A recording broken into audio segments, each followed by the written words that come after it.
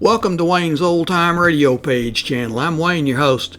These programs are brought to you by support of our listeners. You can give your support at Patreon or PayPal, either one. There's clickable links in this description below. Thanks for your support and enjoy the shows.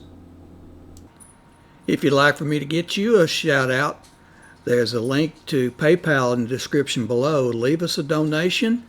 We'll get it up here for you. Just tell us who you want it to. You, a friend, a girlfriend, a wife, spouse, whatever. And we'll get it up here. Jack Benny with Mary Livingston, Phil Harris, Kenny Baker, and yours truly, Don Wilson. The orchestra opens the program with Hallelujah from Hit the Deck.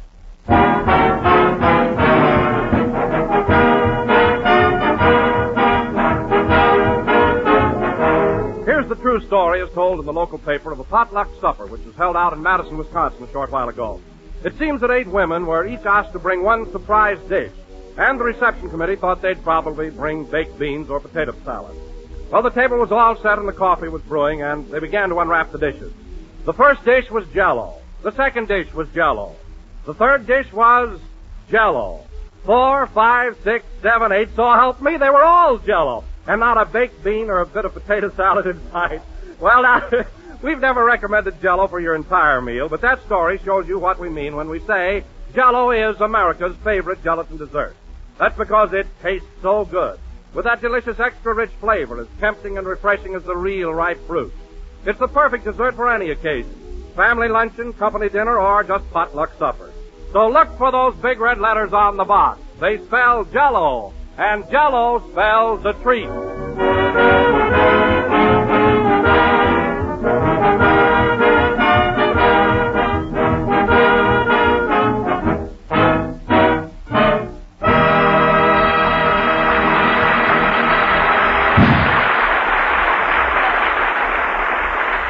That was Hallelujah, played by the orchestra. And now, ladies and gentlemen, may I present our versatile master of ceremonies. A comedian who with one subtle gesture, one wistful look, can plumb the depths of your emotion. I get right down there. Why, only 2 weeks ago, he was Gunga Din in a loincloth, lost on the desert. Water. Water, that's what I want. Water. And last week, he was Alexander Graham Bell, inventing the telephone. Operator. Operator, that's what I want. Operator. So tonight, ladies and gentlemen, without further ado, we bring you the Paul Muni of radio, Jack Benny.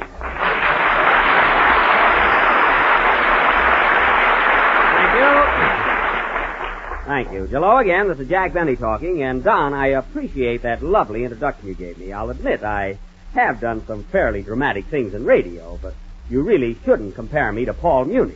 He's a great artist. But, Jack, look at the way you handled the role of Gunga Din 2 weeks ago. Who else could have given it such a vivid characterization? Oh, Don. And last week, when you portrayed Alexander Graham Bell, who else could have brought to life that great scientist and inventor? Who else? I'm thinking, Don. We don't grow on bushes, you know. Oh, hello, Mary. Hello. Why, Jack, do you realize that an artist like you is only born once in 100 years? Now, wait a minute, Don. I appreciate that, but really, I'm not the actor I think I am. I mean, I'm not the actor you think I am. You're the actor I think you are. Mary, I'm talking to Don. What were you saying, Don? We were talking about the big opening of the Hollywood racetrack last Tuesday. We were not. Now get back in them green pastures. Yowza. Oh, yes, pardon me. I was comparing you to Paul Muni. Yes. Oh, Jack, I should think you want to get off that subject. My goodness, haven't you any modesty? Well, it isn't a case of modesty, Mary. I just want to get this thing settled one way or the other. Either I'm as good as Paul Muni or I'm not. Personally, I don't think so. You can be sold. Not so easy, Mary. I never swell up without a struggle. You know that. Go on. You're the only guy I ever saw that gets mumps above the ears. Is that so? You're certainly a smarty pants today, aren't you? Huh? Say, Jack. Yes, Phil. This may be a surprise coming from me, but the dramatic stuff you've been doing on our program lately has been terrific. No kidding? Why, there isn't one person who comes into the Wilshire Bowl and has a marvelous dinner for $1.50 and no cover charge that doesn't say Jack Benny Sensation.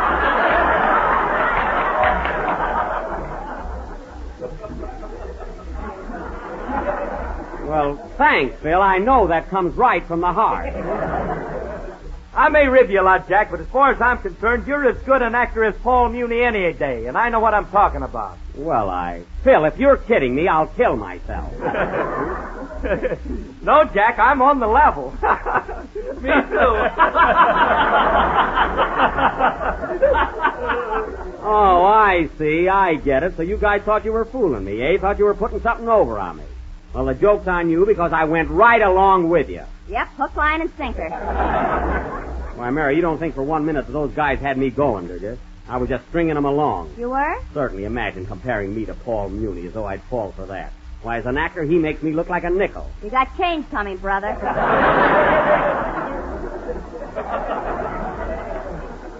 Thanks. And congratulations to all of you. You were very clever. But you know what kills me? What? You guys can always think up silly gags to pull on me. But last week my car was stolen right in front of the studio, and not one of you had the decency to ask me if I'd found it or what happened to it or anything. Fine bunch of pals. Oh, that's right, Jack, and I'm sorry I forgot about it. Nobody cares what happens to me.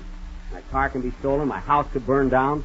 Well, I could come down here next week in a wheelchair, and none of you would be surprised. Well, you're about to.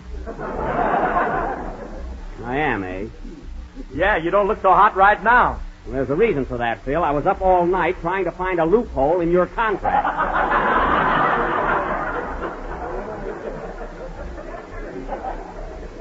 That's why. Did you have a lawyer with you? It wasn't the Sandman. So Phil better keep his fingers crossed. Oh, hello, Kenny. Hello, Jack. You just get in? Yeah.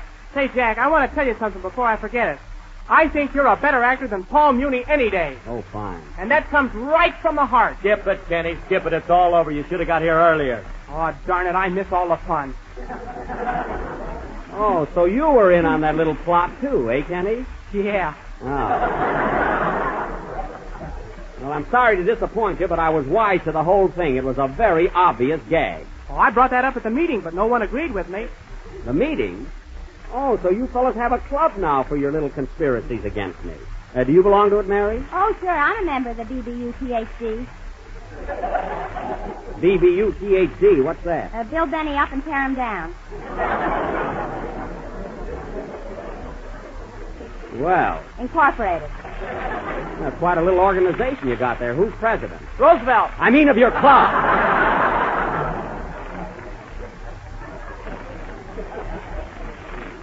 Who's the head of it? I'm the exalted high supreme knight from the backer. Well, I should have known that. Imagine a club devoted to the principle of making my life miserable. What's the password of this secret society? I suppose you have one. Yes, Jack, and it's very mysterious. When you get to our headquarters, which I'm not at liberty to divulge, you knock on the door 3 times and say, jell-o, jell-o, jell-o. I see. And then someone opens the door? Not yet. Oh. Then a man looks through the peephole and says, name the 6 delicious flavors. Weird, isn't it? And you say, strawberry, raspberry, cherry, orange, lemon, and lime. Gee. And then he opens the door? Not yet. Oh. And then the man says, is Jell-O economical and easy to make? Uh-huh. And you say, yes, brother, but it's not genuine without the big red letters on the box. Oh, ain't this spooky? And then the man opens the door? Not yet. Oh, for heaven's sake. What happens next, Don? Then you slice a banana, put it on top of the Jell-O, and serve it with whipped cream. Oh, that's so complicated. And then the man opens the door? What door? What door? The door that the man was talking to the door. I mean, the man on the other side who was. Oh, forget it. I'm all mixed up now. Perfectly clear to me. Well, you're sharp, Kenny. How I ever got involved in these doors, I don't know. And now, folks, going from the secrets of this sinister organization to our solo of the evening, we will have a song by our mystic young tenor, Kenny Baker. This is a brand new number that will soon sweep the country. And come in. Mr. Benny, Yes? I've been listening to your program, and I think you're as good an actor as Paul Muni and Spencer Tracy put together. Well, thanks. Thanks a lot. I wish somebody put me together. Goodbye.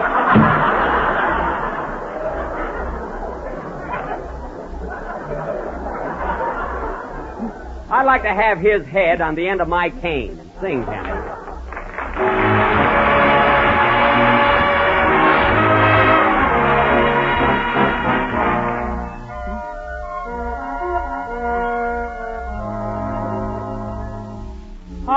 can hardly believe it. I still tremble with bliss. All my life I've been dreaming of a meeting like this. A new moon and an old serenade. I just stood there and looked at you as the violin played. A new thrill, we were both so afraid, but the moon and the melody seemed to come to our aid. Heaven gleamed in a rose-colored light, and the music seemed to be saying, "You're mine tonight." Your heart called, and I gladly obeyed, in the spell of a new moon and an old serenade.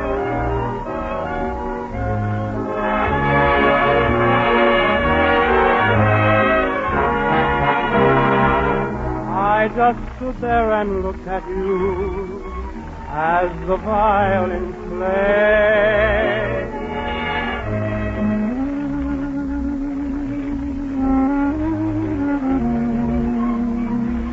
But the moon and the melody seem to come to our aid. Heaven gleamed in a rose-colored light, and the music seemed to be saying, "You're mine tonight." Your heart called, and I gladly obeyed, in the spell of a new moon and an old serenade.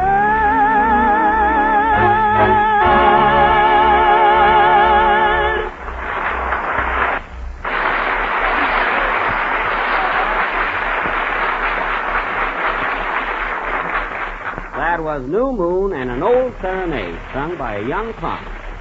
But I want to tell you something, Kenny. That was very good. Now, how'd you know I was going to say that? You say the same thing every week. Well, You're in a rut, Pappy.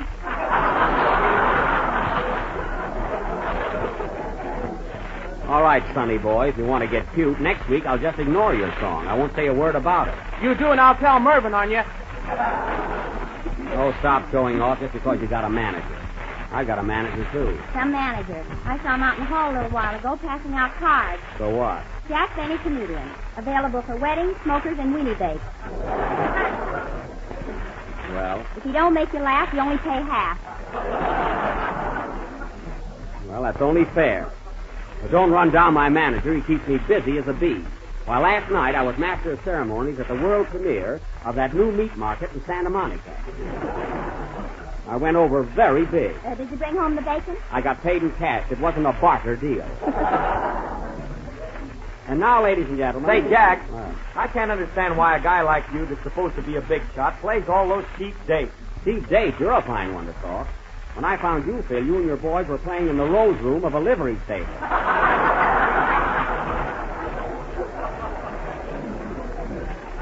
Bill Harris and his feed bag, 9. Remember? Them were the happy days. Yeah, they certainly were. By the way, Jack, what were you doing in the livery stable? He was in there pitching.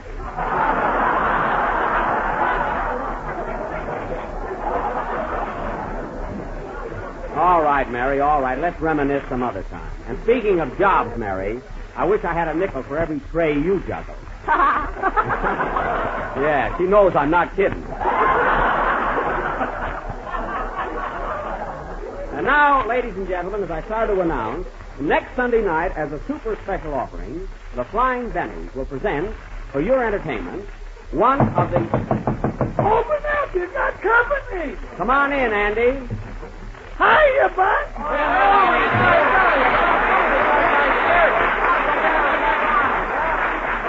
Well, Andy, long long time no see. Say, what are you doing in town? Buck, I came down to invite you and the gang over to the house next Thursday night. We're going to have big doings.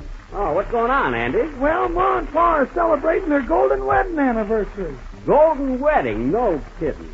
Gee, it doesn't seem possible that your folks have been married for 50 years. Well, Pa's still trying to get it a no. Ah, don't give me that stuff. Gee whiz, 50 years. That's a long time ago. He sure is. When they went on their honeymoon, Buck, Niagara Falls was just dripping.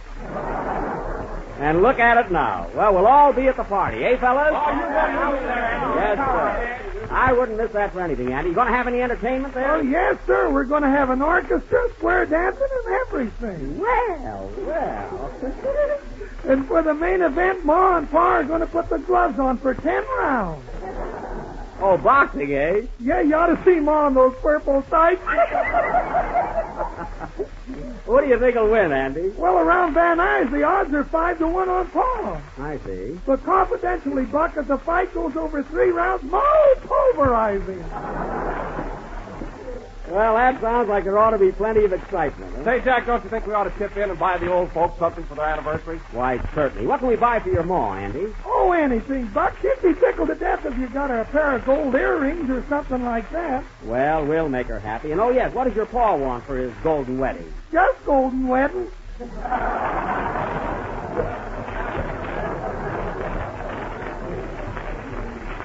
Well, I don't blame him. He's got a right to celebrate. Well, Andy, you can bank on us. We'll all be there next Thursday. I don't think I can make it. I got a date to take my girl to a movie Thursday night.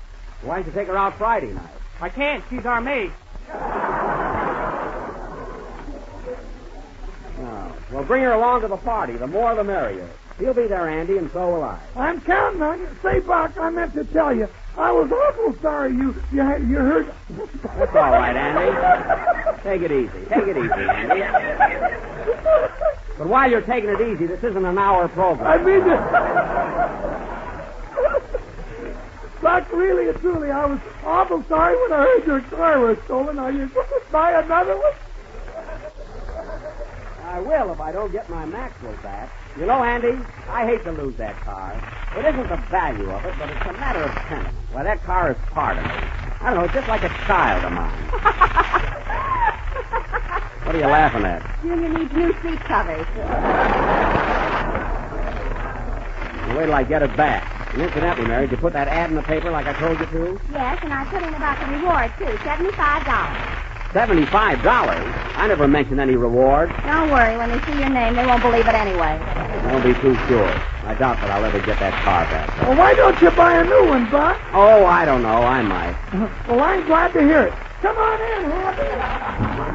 How do you do, Mr. Benny? I can't guarantee immediate delivery, but don't worry. You get it just as soon as it comes from the factory. Here you are. Sign right here. Wait a minute. What is this? Buck, this is a friend of mine, Happy Callahan. He's an automobile salesman. Well, Andy, I That's don't... all me have. Now, look, Mr. Benny, you're a busy man, and the only car in the world for you right now is the Comet 6. The Comet 6? Never heard of it. What? You never heard of the zippiest, puttiest, slickest little car on the market today? Well, Why, this job is everything. Synchro mesh, transmission, automatic clutch, built-in radio, hot and cold running water.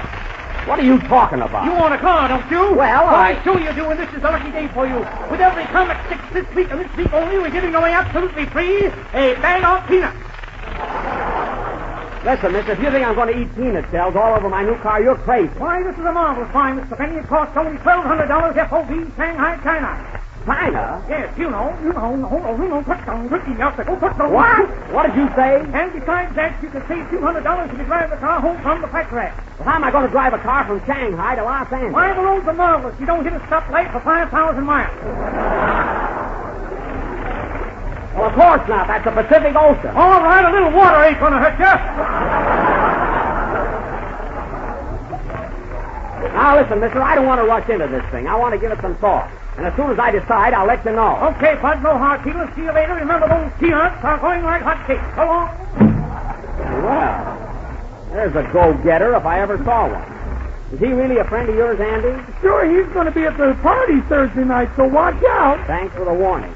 Oh, say, Phil, how about a number while I recover from that human tornado that blew in there? All set. What are you going to play? Plain text, I'm going to play one of the zippiest, peppiest, liveliest little numbers you ever heard. It's got class, it's got Sam, it's got Sam, wham, jam. Oh, just play it. Don't tell him. What a night.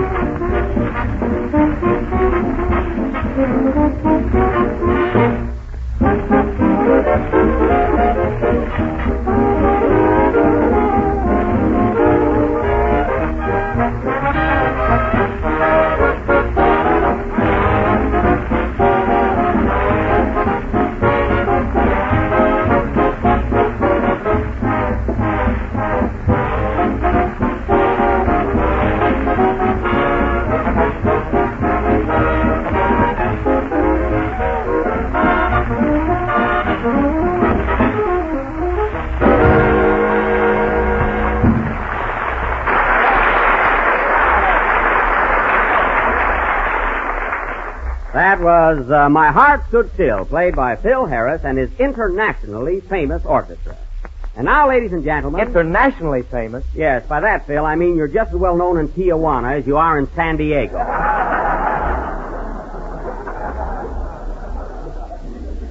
And now, ladies and gentlemen, as I have tried to announce several times this evening, next Sunday night, in response to requests from two Great Danes, an Irish setter, and numerous other dogs, we are going to present our version of 20th century's current film success, The Hound of the Baskervilles.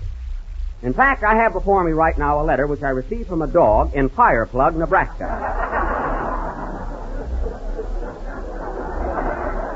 Especially requesting this play. May I quote from this letter? Dear Mr. Benny,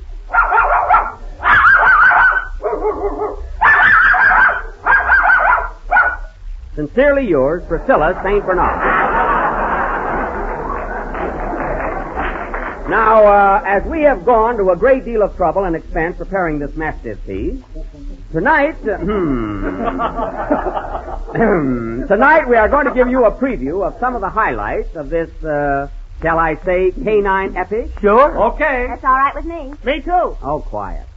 Now, Andy. Yes, Buck? I'm glad you stayed a while because you're going to play the leading role. That is, you're going to be the Hound, a vicious, snarling beast with sharp teeth and long claws. Do I have fleas, too?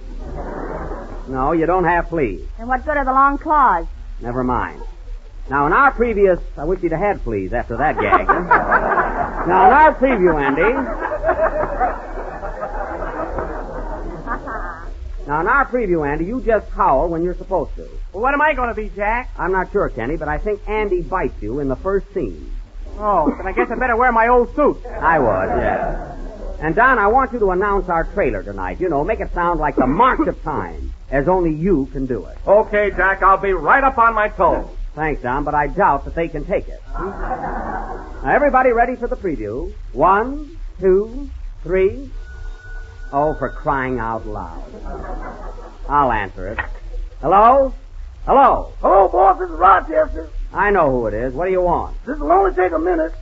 All right, what is it? Well, I don't want to appear mercenary, but you know that check you left for me this morning for my weekly salary? Yes, what about it? Well, it seems to be $2 south of the stipulated amount.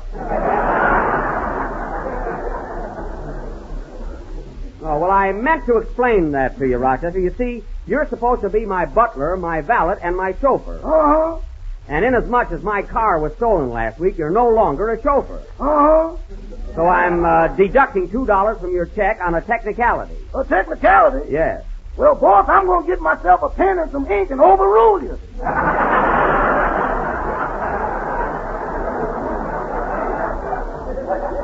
You'll what? Don't you dare tamper with that check. As soon as the car's found, you'll get your full salary and not before. My full salary is only $10. Well, sure it is, but you get your room and board, don't you? I can get that in jail. Oh, you can. And more of it. That's a fine way to talk, Rochester. Why, you've gained 20 pounds since you started to work for me, and you can't deny it. I can't explain it either.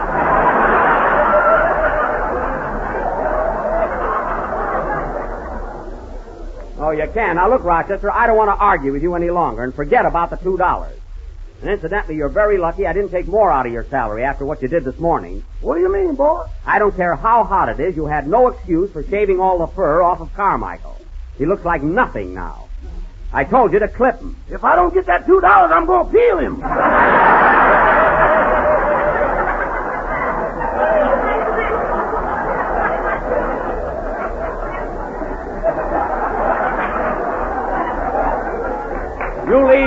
You leave that polar bear alone, and I'll talk to you when I get home. Goodbye. So long. Oh, boss. What? I forgot to tell you your manager called. Oh, what does he want? He says there's a new drive-in stand opening at 10 o'clock tonight, and you got to be there in full dress. Oh, okay, I'll be there. Put on some cork. I'm working with you.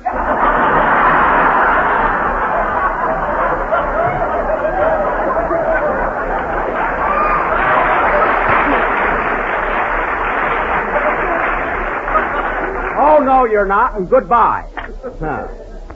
None of that Sambo and Sambo stuff for me. I'm doing a monologue.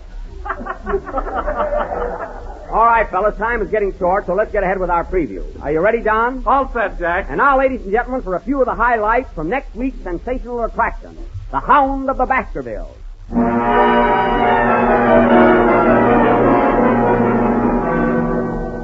Drama. Oh, Sherlock Holmes. Yes, Watson. This man is dead. Dead? How do you know? I shook hands with him and he wouldn't let go. That's elementary, Watson. Elementary. Mystery. Now listen to me, Lady Darrell. I want the truth. Did you kill Sir Hugo? I didn't. You're too cruel, too beastly. Rally, you are. Rally. And who did kill Sir Hugo? Sir Hugo was killed by...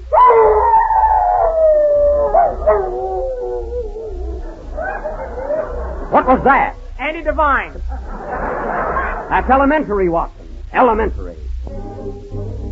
Action. Which way did he go? That way. No, this way. No, the other way. Which way? Anyway. Look, there he is now. I'll get him.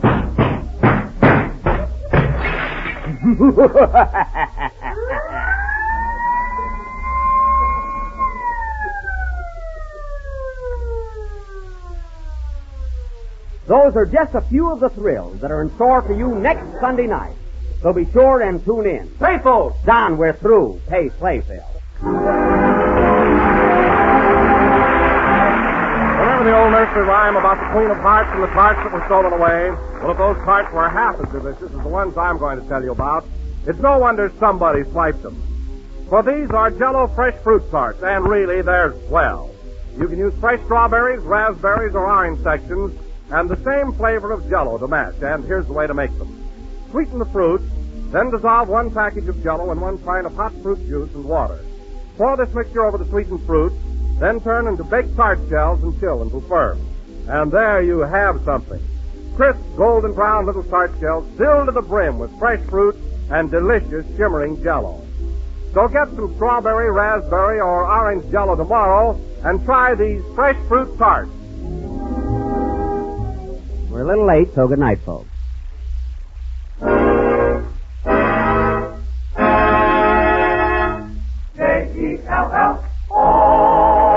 Kenny Baker appears on the jell-o program through courtesy of Marvin Lewis Productions. This is the National Broadcasting Company.